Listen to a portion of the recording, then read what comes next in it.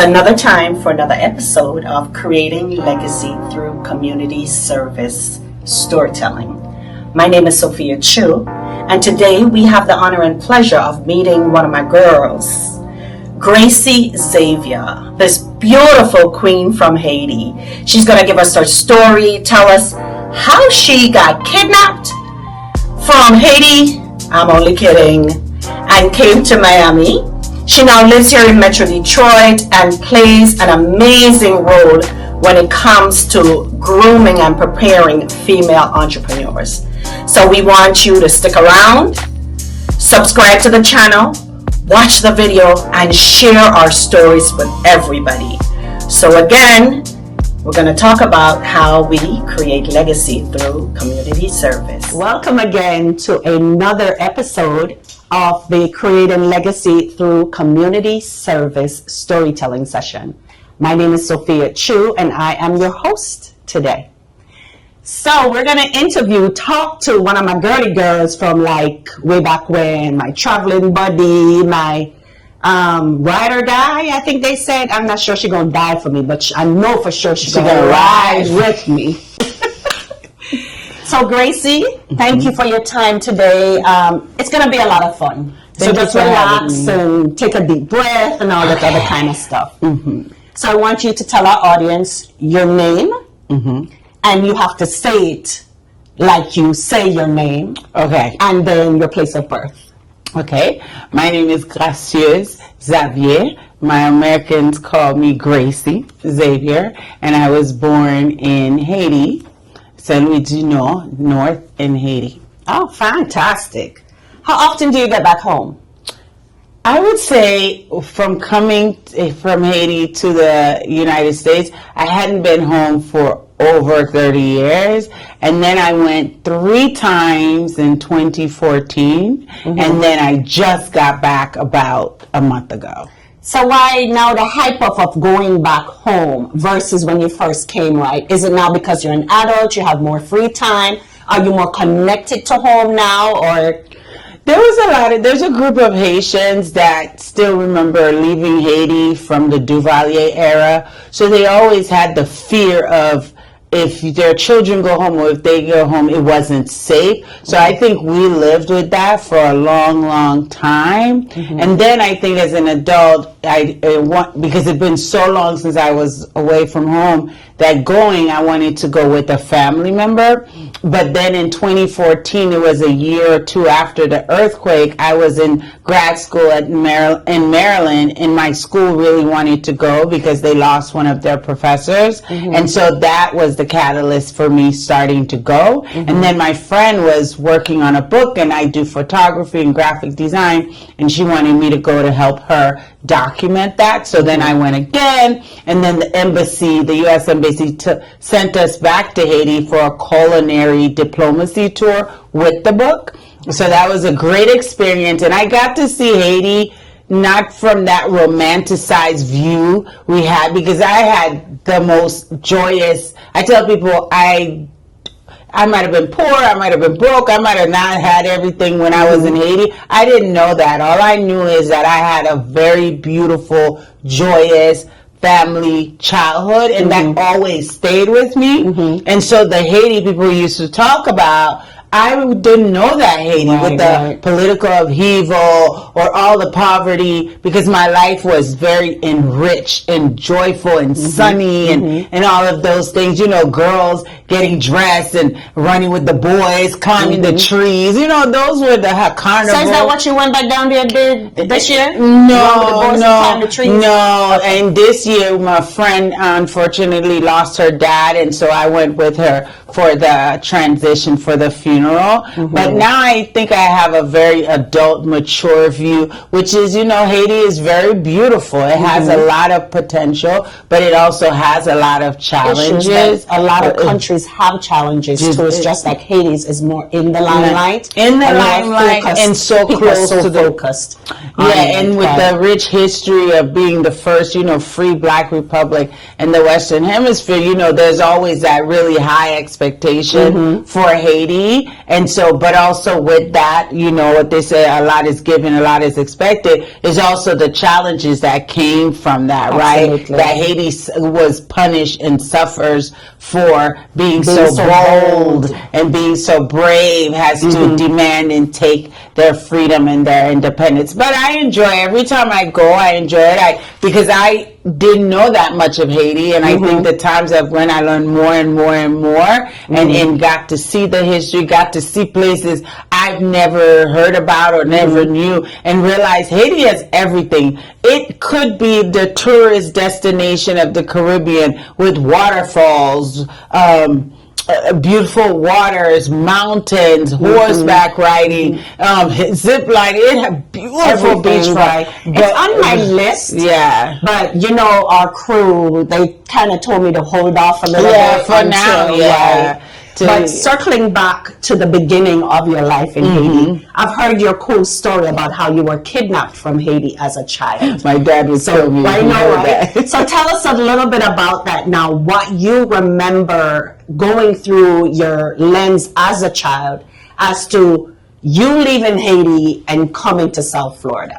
Yeah, because I mean, you grew up in Haiti, so you always hear of your family members that went to Bahamas or to America, and we knew my mom traveled back and forth, and we've heard, like, I've never met my dad at that age when I was 8, about to turn 9.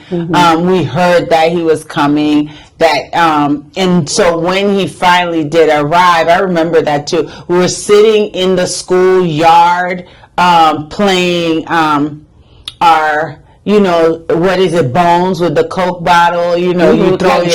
Yeah, and then an eclipse basically took away the sun, right? And the eclipse was basically, I know, it felt that dramatic that it was my dad, right? It was him coming, and I don't know if it was a schoolyard or at home, and they were like, this is your dad. And basically he came to meet us. That was the first time. And ever since then, he kind of took our lives into his hands and changed the way we lived our lives, because I tell people, like I said, I had such a joyous, happy childhood in Haiti. All 10 brothers and sisters, we all lived together. And you live in what we call a laku, so all your family lives there, your grandmother's house here. So we had no issues with babysitting or anything like it, because everybody was taking care of everybody's children.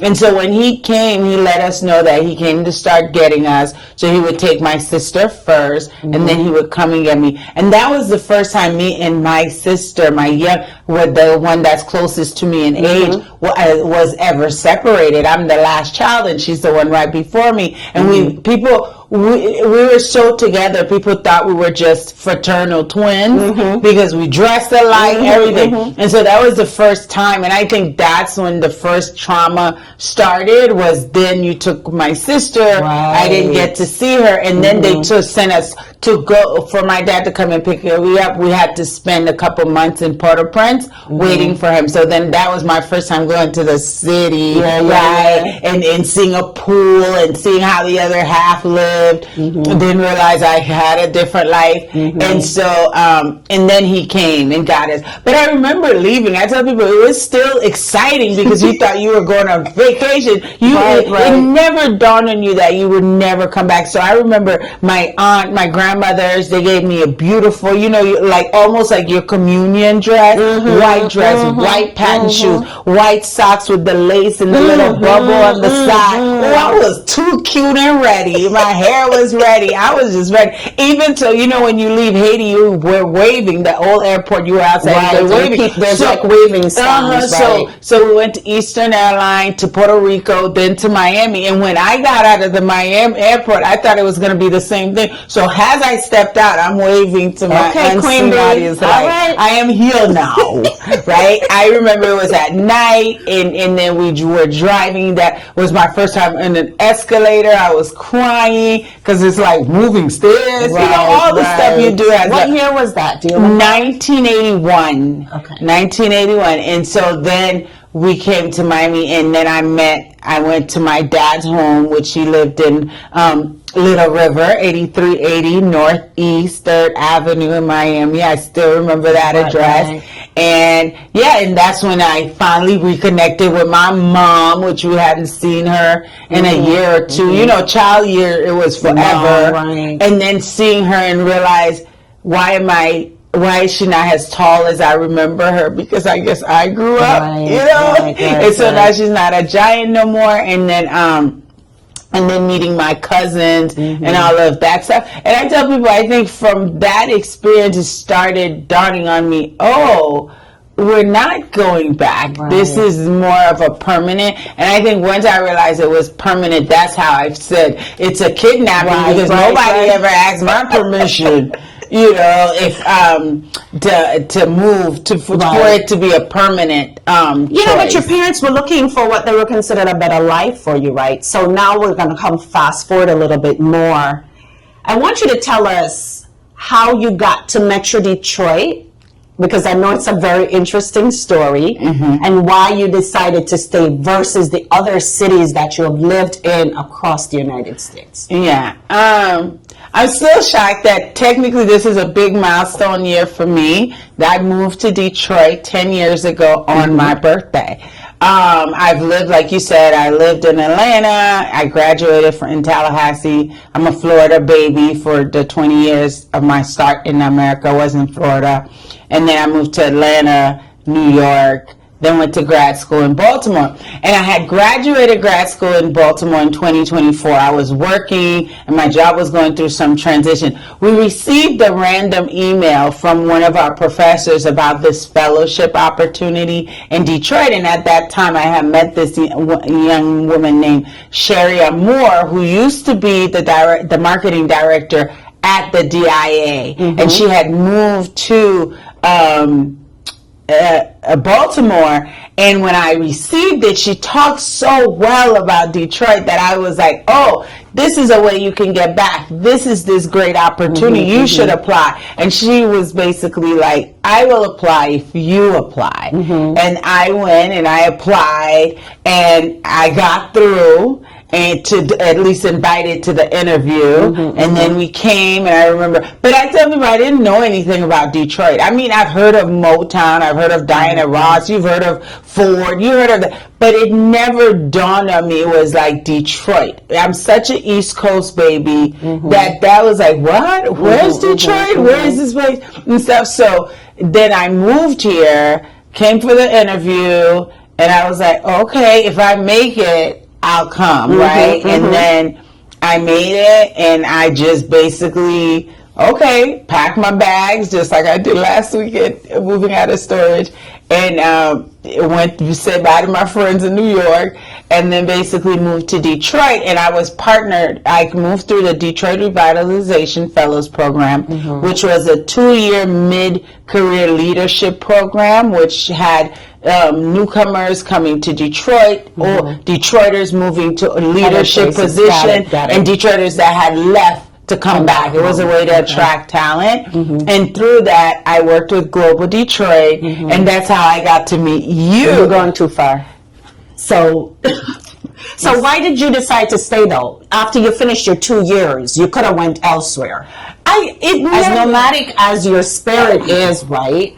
Why did you decide to say, look here, I'm just gonna, my roots are kind of like here, I'm gonna throw some more dirt in it and water it and nurture it and hang out here for a moment? Because I tell people I don't move just to move. I've never moved just to move. I think I'm divinely led to places. Like the way I moved to Detroit was so smooth. Like from finding my apartment to everything was so, like you would have think like I lived here forever, how easy it was. And so I still felt like I was on assignment, that I still had a lot to do. And then I think professionally, this has been one of the best cities for me, with the network and the friends and the community that I built around me, that it was like there was no, and I think that's what it is. When you find connection, like a real community that you're connected to, then you're not, I wasn't searching anymore. I kind of felt like, oh, I found something that I really want to sink into, a community I like, a network of people that I like. Let me build something. And so the work I was doing with Global Detroit, I enjoy very much supporting immigrants like me. I always felt that's important. My background is in social work and community work. So being a connector, helping other immigrants is very important to me. And then being able, how the job evolved too was interesting, because my background is in social work and community art, and I was able to leverage that to help us advance the work some more. I think I kind of found my thing, like when people are say, I am multi-talented, multi-disciplined, and so I think I don't know about the discipline now. I've gotten a lot better. Don't listen to the lies. I mean, for an artist, for what I was and what I am, I think the first act of discipline was staying still. Like staying here and building something and working it out. And not at the first challenge or sign of things not working out. Back in the day, I would have packed my bags. I would have gone to the next thing. That I didn't feel like. I felt like no, it was a challenge, but it was a challenge that was going to make me better and grow me. Not just. I think I have here in Detroit, I will say, the most professional growth, but the most personal growth because of the different challenges I was meeting, either with community or even taking the bold step to do what I'm doing now and making it through COVID, you know, because we are trained as immigrants that security is important. Holding a job is important. Even though we're entrepreneurial, I think a lot of us are entrepreneurial as immigrants because that's what we're left to do. You are a doctor in your own country. You come here, you can't be a doctor. So you become a hustler. So you become a hustler. But if you have a job, the idea you quit your job, no, we don't quit our job. We do our job and then the side hustle. And so I think I got my big girl pants definitely in Detroit. So talk a little bit about your introduction to the local Caribbean community here. I like I tell people, I am very blessed. I have always, no matter where I've moved to, I've never been a stranger. I think partly I'm going to take some credit. It's my personality. I love people. But also I was blessed to be in an organization that was connected to people. And Sophia here was already on the board of Global Detroit. And when the ED heard, oh, you're from Haiti? I know. We got to introduce you to Lolo. You know, that's all you hear. Lolo. And then we met, and I think you opened the doors to finding out that there was actually Haitians in Detroit. As a matter of fact, a very rich Afro-Caribbean, you know, with the African community, Caribbean community, besides all the Middle East and European, to find out how global Detroit really is. I think the difference between the Caribbean and African community here compared to the other cities is they are closer. Like because it's smaller, I think people are more interconnected and do a lot more things, you know, together. It's so interesting that you said that. We have local Caribbean people that were born and raised here in Detroit, second generation, third generations, right? And they see that through a different lens because they see it as the Jamaicans are segmented, the Haitians are segmented, the Bajans are segmented, the Trinis are segmented. They don't see that interconnection, that woven part that you're talking about. So it's kind of interesting for me to hear it through your lens, how you see us versus how we see ourselves. Yeah, I guess maybe I have an unfair advantage, maybe because of the work I've done, that community engagement is my specialty, connecting people is my specialty, and so I've always had to traverse different communities wherever I live, whether it was Detroit, Baltimore, or New York. I've always had to go where even if they weren't my people, they become my people. Right. And so that, but I still see it. I don't know. I can't speak for them, but Absolutely. I can see the difference here is like you actually have the Africans coming to the Caribbean event. You have the Caribbeans going to the Latino event. Like we do that. I think maybe the older generation, it may seem that way, but I definitely think the younger generation, especially in Detroit, I feel like the younger generation of any of these are very much rooted and connected to the African American community. So there's that connection. So they're connected to the larger community, so they're not as isolated. Oh, I'm just gonna, like in Miami, you were Haitian, you were living in Haiti, right, even though you were in Miami, because everything you did And then was I heard that about New York too, because we had a Guyanese, Guyanese, and she was saying that where she lived, she felt like she was back home in Georgetown. It is because you have so much of the community that lives in these places. But there was also, but the good thing I feel like in those places, even in Detroit, it's more like an embassy. It's more like a United Nations. Like people are gonna connect with each other outside of their own community and out of culture, and by necessity, and by the fact that we're trying to find anybody that sounds like us. And they might not necessarily be Haitian. They might be Jamaican, they might be Guyanese, Trinis, my party animals, you know. and so I think I look for that, especially in places like Detroit, when you're in these places that are not as big and gigantuous of communities like Miami, New York, even Atlanta. Back in the day was the same way. Now those communities have become larger, but it was the same thing. All the Caribbean people would get together because there wasn't a lot of us, and that's how you coagulate, is build community among the one or two, and then it expands over time. Right. You mentioned two organizations, and I want you to talk a little bit more about them because they are connected to us and connected to our stories. The first one is Global Detroit. Tell us a little bit about the work that you did in the immigration space, in particular, when it came to international students, and then flow that into your connections with the Haitian Network Group that has kind of, I think, brought you home or made you feel more welcoming in the immigration space here, not only as a Black immigrant, but as a Haitian woman.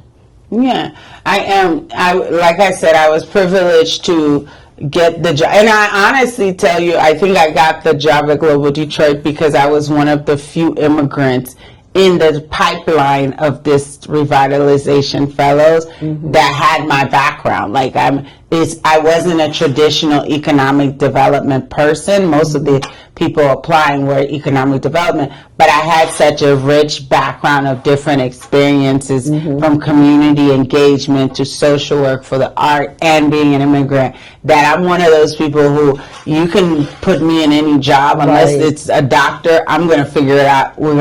It's going to be fine. And so I think that having that story helped me get in the door. And so I was hired to be the director of the Global Talent Retention Program, which was basically helping international students connect to potential employers that would employ them, bring them on through their OPT, which is optional practical training, or like an internship.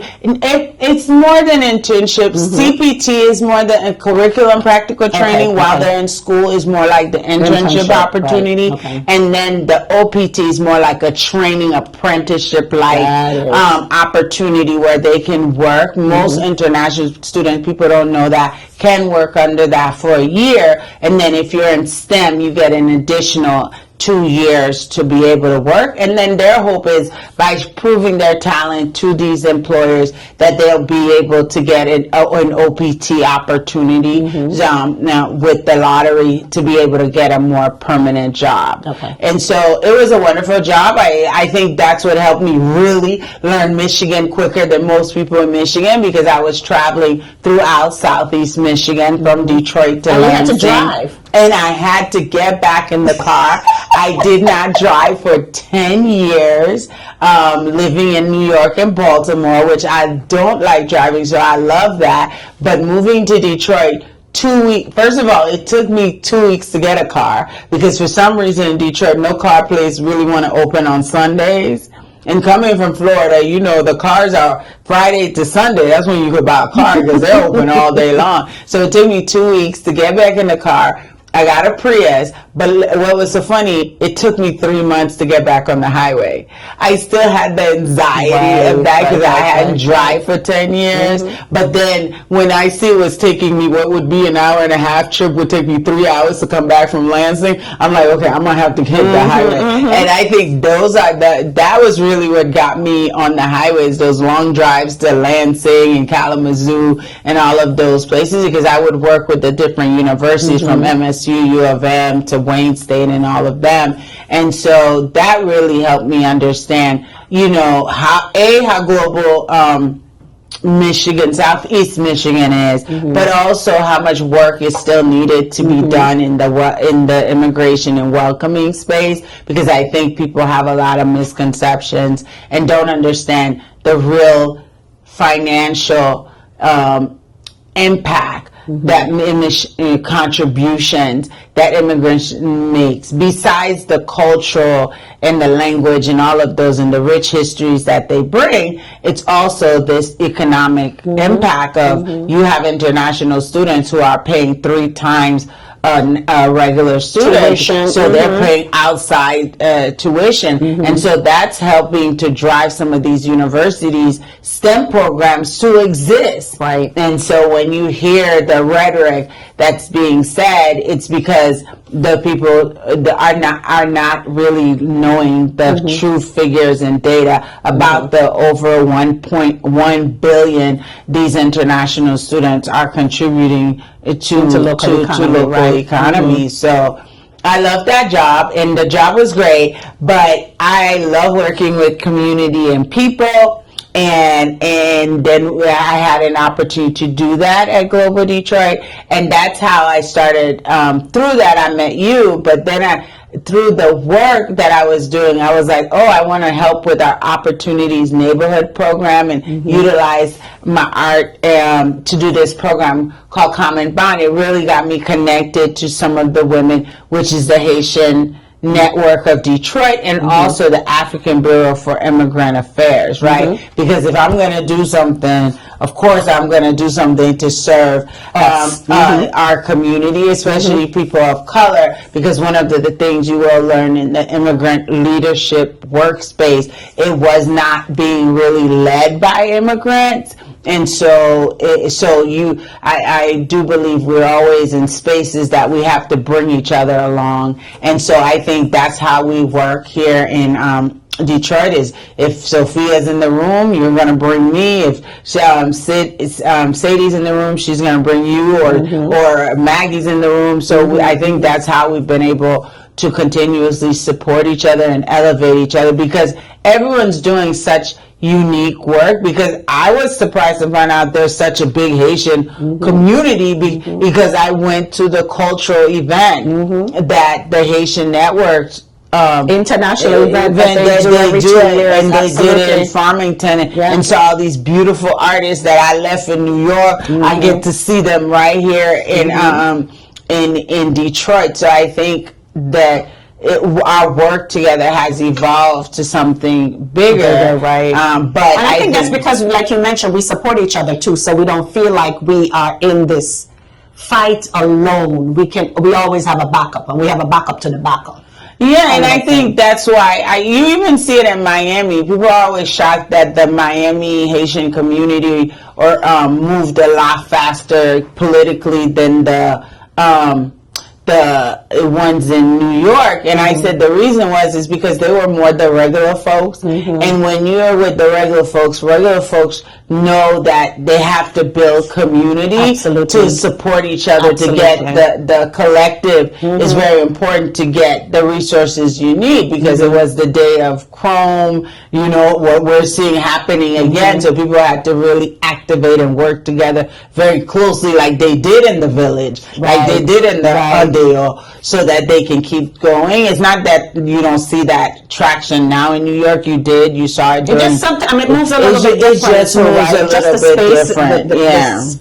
Yeah. The space is different. So you have to accommodate what you're doing, right, to make sure it works best for you and your environment, right? So now we're going to talk about your baby. Oh, D-Artillery. You talked about Common Bond, and you grew Common Bond into this now, I call you a serial entrepreneur, into this now, I don't even know how to explain it, so I'm going to allow you to do that. But she grew this little sewing kind of a thing into this huge deal, this big business, this big deal business called D-Artillery. So I want you now that you've given birth to her, tell us about your social enterprise, what it means to you, and how we can support you. Oh, thank you.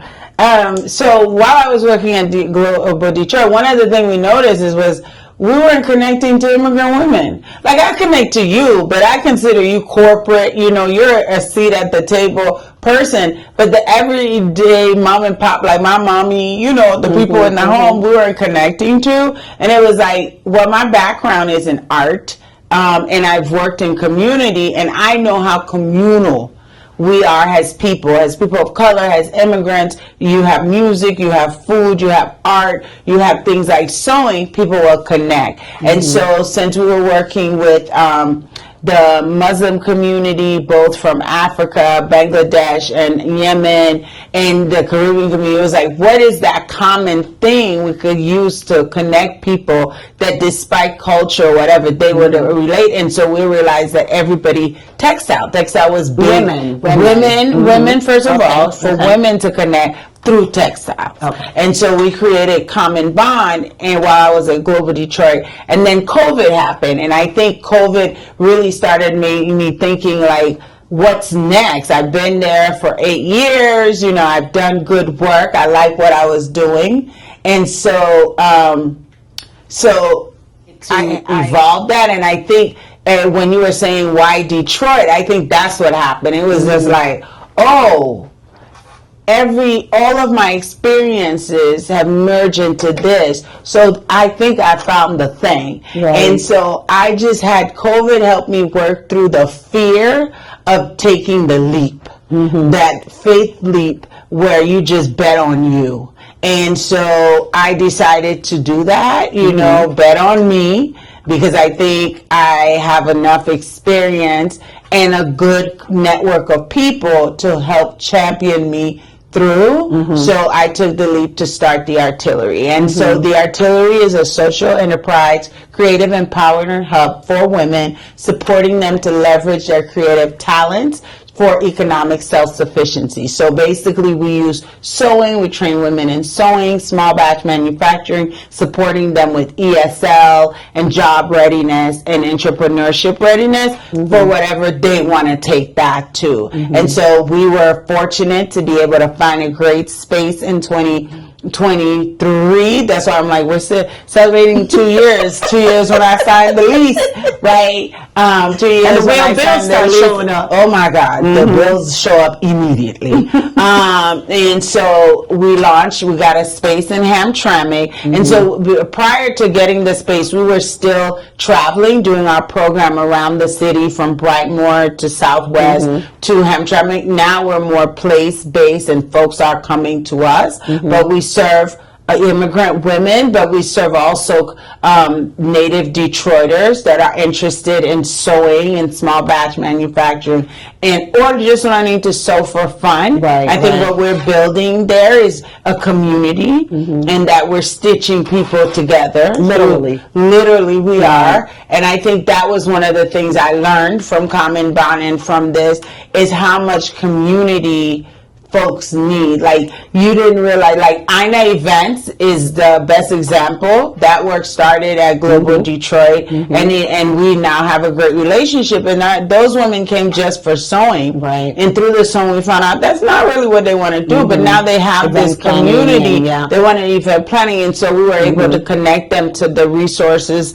that they needed so they can get their business up the ground. And I think that's what it is. Because I think when you're an immigrant person, you don't come in with the social capital that if you were born or raised in a certain place. Right. And I think organizations like ours, CCSC, the Haitian Network of BISA, all of them, the Artillery helps folks to find their tribe, find their community, to build the social capital and the network they need to create opportunities for themselves and their families. Okay, great. How can they support you? Tell them where they can find your information, if they want to sign up for classes.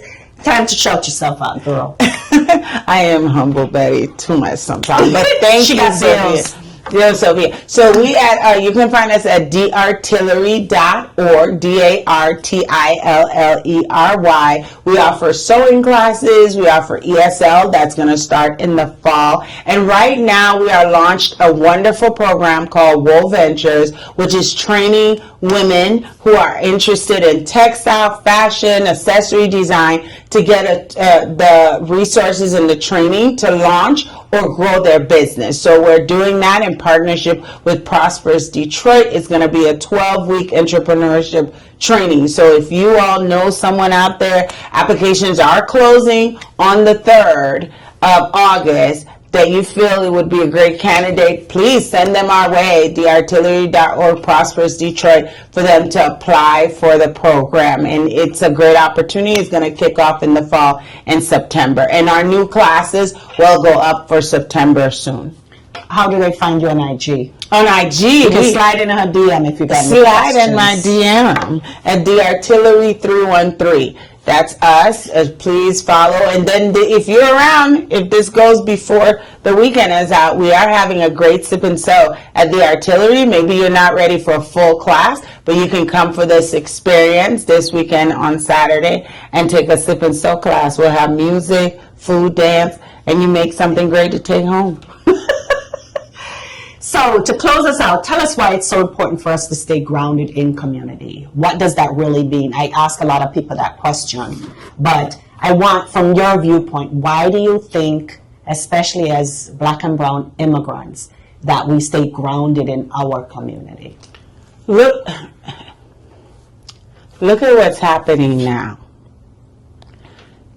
If it wasn't for the connection we had, where we support one another, there are so many services that are being cut for folks, immigrants, non-immigrants, that they're losing a lot of support and services, and that we come in and serve as that role for each other, right? Where now that we have this Black Migrant Rapid Response collaborative that we built among each other, I may not be able to provide social services for a person, but I can call a BISA, I can call the Haitian Network and says, this is what I need, and they're able to do that for me. I don't think if we didn't have that community connection and that community relationship, that would happen. Because there are a lot of gatekeepers, there are a lot of tables sometimes we're not included in, for lack of a better word.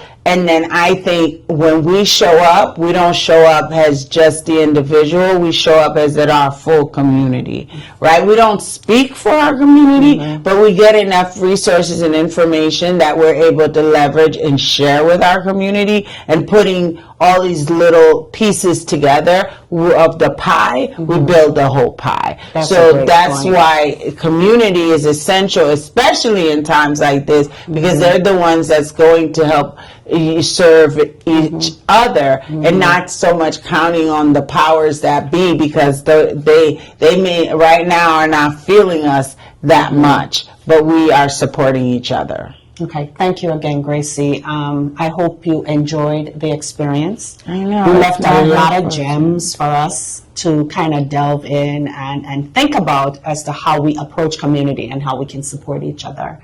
It has been an honor sitting here with you and just watch you glow as you speak. I wish you all the best for everything that you have going on, and you know I got your back. So I'm going to give you an opportunity just to do the final words, and then we can close out. Well, I want to thank you, Sophia. Even as I birthed the artillery, you have been one of my number one champions. I can call you at any time, any day. Sophia, did I find my disc?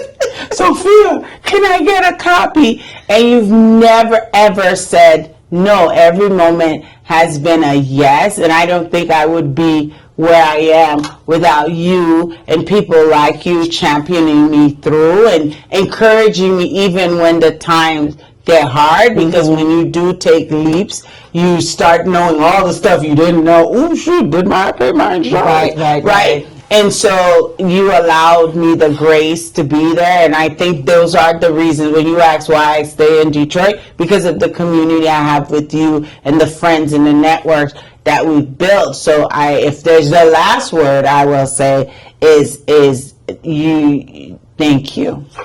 Oh, it's my absolute pleasure, girl. That's what we do for community. And come party with us this weekend. Absolutely. So again, I ask you, please subscribe to this channel. Make sure you share our stories and continue to create legacy through community service. Peace.